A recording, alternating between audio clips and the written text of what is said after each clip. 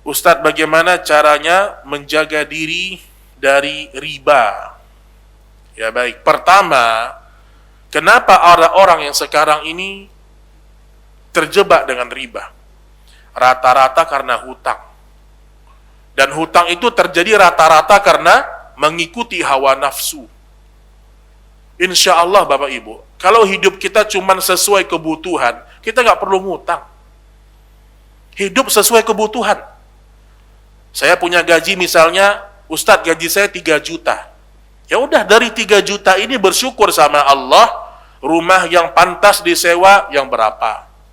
Kendaraan yang cocok yang mana? Kalau butuh komputer yang harga berapa? Pakaian yang harga berapa yang cocok dengan gaji kita, kemampuan kita.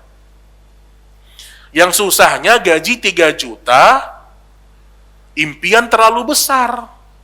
Ini yang jadi repot. Makanya yang pertama membuat orang jatuh ke riba, tidak punya sifat qanaah, itu dulu. Tidak punya sifat syukur sama Allah. Harusnya dia bersyukur dengan apa yang Allah kasih. Nabi berhutang dengan orang Yahudi, bukan untuk kemewahan hidup.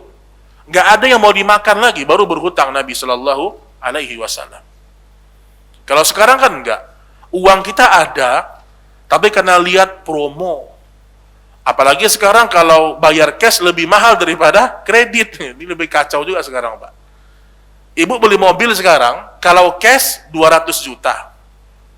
Kalau kredit bisa 100 jutaan. Lebih mahal cash daripada kredit. Karena orang ingin makan riba di situ nanti. Itu yang pertama, bersyukurlah kepada Allah. Itu akan menghalangi kita untuk berhutang, menambah hutang. Yang kedua, ya, kalau seandainya memang harus berhutang, ya, karena memang ya harus berhutang, maka carilah tempat-tempat yang memang bebas dari riba. Pertama, berhutang dulu sama keluarga. Cari tempat yang memang ada orang yang mau meminjamkan tanpa riba. Itu dulu. Kemudian disebutkan bagaimana cara menjaga diri dari riba, termasuk di dalamnya adalah memaksa diri. Kalau memang tidak bisa berhutang kecuali dengan cara riba, jangan berhutang. Oh, tidak bisa, ini riba. Tinggalkan sudah. Makanya rata-rata orang yang sudah jatuh kepada riba, ujung-ujungnya nyesal. Ujung-ujungnya mau taubat tapi bingung. Karena sudah terlalu banyak hutang ribanya. Dan riba itu menghancurkan hidup kita. Yamhaqullahu riba wa yurbis sadaqat. Riba itu menghancurkan kalian dan Allah mengembangkan yang namanya sedekah. Dan tidak ada satupun ayat di Al-Quran yang Allah mengajak manusia berperang. Allah menantang berperang dengan manusia kecuali pada pelaku riba. Itu yang Allah tantang, pelaku-pelaku riba. Makanya syaitan ketika ingin membuat manusia jatuh kepada riba, riba diganti dengan istilah-istilah yang baik. Itu kan syaitan seperti itu. Syaitan itu, Bu, kalau ingin membuat orang jatuh kepada dosa, dia akan robah kalimat-kalimatnya. Sehingga terdengar baik.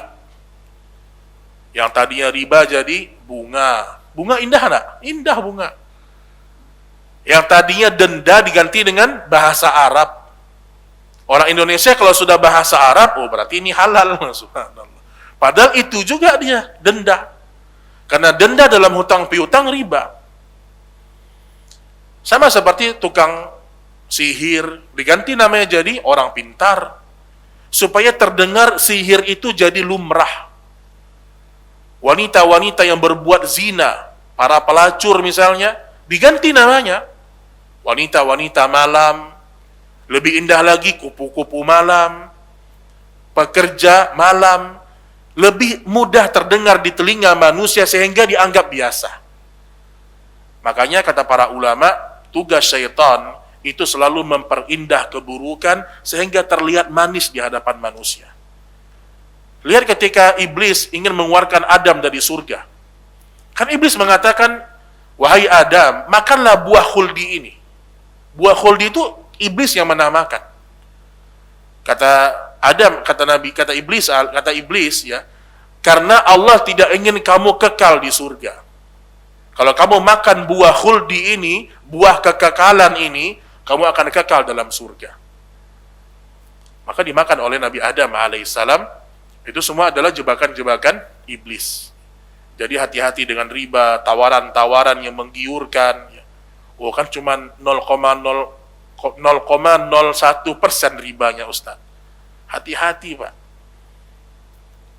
Setan itu menggoda kita khutwah-khutwah. Satu langkah berhasil, satu langkah, sampai jatuh kepada dosa-dosa besar yang lain.